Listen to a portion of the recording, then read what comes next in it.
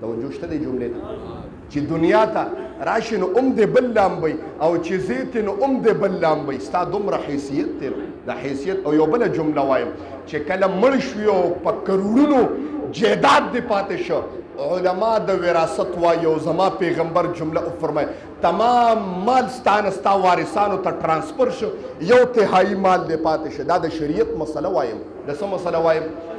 ټول مال چې دې ګټلی لاړه په هوا شو یو تهایي کې به صرف ستا وصیت قبلیږي. ښه یو تهایي کې جملې ته توجه شته نو تا سره څه دي بیا؟ ته خو ځان له غریب یې بیا تا سره څه کوم چې دې ګټلي دا خو درنه پاتې دي. کوم چې دې ګټلي دا پاتې دي. ما هغه مال دی چې بس دې لګو په دین باندې دې ته مال وایم. پلار مړ کېده په ځنکدنو بچي یې راجمع کړه. بچو راشه 2 لفافې کې لیکل وکړه. په یو لفافه باندې د جنازې نه اول ولیکه په بل باندې جنازه کې بعد د پاسې پې لیکل وکړه. پلاره دا څه دي؟ دا څه دي؟ پلار ورته وی بچو چې کله مې جنازه تیاره شوه نو د جنازې د تیارېدو د کولو نه مخکې امام صاحب ته به ووایي چې دا لفافه کلو کو دا وصیت وروه. توجه شته؟ دا وصیت وروه. او چې کله مې جنازه وشي او بیا مې وړې مقبرې ته د جنازګانه نو د هغې نه پس به بیا خلکو ته انتظار کوي یو وصیت بل پاتې دی. توجه شته دې جملې ته؟ بار بار اهمه جمله وایم محترم. شکیله تنګ شوی خو نه د ډېره موده پس هم راغلی وای چې کله وفات شو بچي ډېر خفه او حیران مو چې دا پلارم څه چلو 2 لفافې لیکلي دي. تاسو ټولو ته وایم 2 لفافې لیکلي دي. اوس دې کې څه لیکلي؟ عجیبه جمله ده محترم. چې کله جنازه تیاره شو امام صاحب الله اکبر کو زوی راغی وای استاد دا وصیت لږ پړو که د جنازې نه مخکې چې کولوی که په وصیت کې لیکلي چې دې کې به داسې ډېر خلک راغلي چې زما جنازې له به د ثواب په نیت باندې راغلي. ډېر خلک به جنازې له د ثواب په نیت راغلي. نو که هغه خلکو مې جنازه وکړه نو ثواب به ورته میلو شي او چې چا مې جنازه ونه کړه نو دنیا زما مال به ورته میلاویږي. زما د مال به دې کې تقسیمېږي. چې دا وصیت یې واورېده ټولو خلکو په زړه کې د دنیا لالچ یاره جنازې خو موږ ما خو د دنیا مړي ښخ کړي دي بس که دا یو مې پکې ونه کړه څه کفر خو به ونیسي دا یو به پکې ونه کړم یو به د جنازې نه بار وته حتی تر دې پورې امام صاحب او 3 بچي پاتې شو. توجه شته؟ په جنازه څوک جي د ونې سوري ته ودرېدل او څوک د دیوال سوري ته ودرېدل چې اوس جنازه وشي نو بعد کې به بیا وراثت تقسیمي. ټول خلک د جنازګانه بار ووتل امام صاحب پاتې شو 3 زامن پاتې شو. ایو زوی دی بل ته غوږ کې وایي نو که دا مال د خلکو یوړه موږ به هم پکې دغه شو. وصیت هم پلار کړی غلط وصیت یې کړی موږ به هم تېرستو شو مال خو به غرق شي. یو زوی په شاته شه امام صاحب یوازې پاتې شو.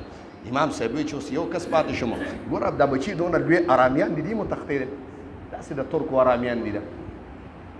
بعد بچي ډېر مونږ داسې لیدلي چې د پلار جنازه نشي کولی او لعنت وایم په دغه مړي او په دغه پلار باندې چې تا دې بچو له ځان غرق کړو چې هغه ستا په جنازه نشي ودرېدلی ته به خدای له اوس څه جواب ورکړي.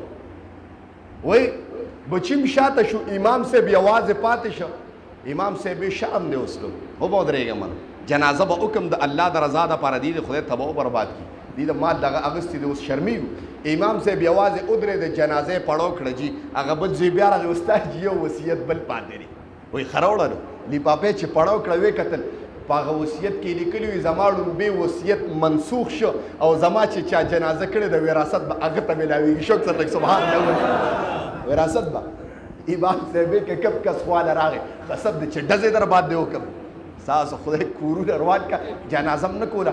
بس امام صاحب مالدار شه زما رب جمله وفرمایله چې کله تا کې یو دغه وه چې دا کار کوم الله امر وکړه چې دا کار وکړه نو ثواب خو پې باندې میلاویږي زما رب جنت او دنیا هم درته میلاویږي. شکر سره سبحان الله داسې نیت به څوک کوي. ما وی دا حال به د محترمو چې د مال دپاره به ستا بچي بیا ستا جنازه هم نه کوي نو ته څه کوې په دې مال او په دې ځمکو باندې ته څه کوې په دې ګاډو او جایدادونو باندې نشي کولی چې یو څاروی ګوټې راوپرځې نشي کولی چې یو چیلې ګوټې راوپرځې. زما پیغمبر وایي چې کله مدینې منورې ته لاړه هر کال به زما پیغمبر 2 قربانۍ کولې او د فقر عالم مې درته ووي چې په کور کې به د 4 ورځو نه نهر ناستو قربانۍ به 2 کولې قربان شم د محمد رسول الله نه یو به د خپل طرفه کوله او یو به د خپل هغه امتیانو د طرف نه کوله کم امتیان چې دا قیامت پورې غریبانان دي شوق سره سبحان الله وایي داسې پیغمبر او محترم نو اوس داسې که صاحب نصاب خلک چې وسې رسیږي یو حصه پکې د خپل جانان د طرف نه ونیسه شکیله یو پکې ونیسه چې د جناب محمد رسول الله د طرف نه به کوم ایمانی جذبه خو ښکاره که داسې به کوم انشاءالله د چا چې وس رسیږي لاسونه اوچت کړه چې د جناب محمد رسول الله د طرف نه به قرباني کوم یو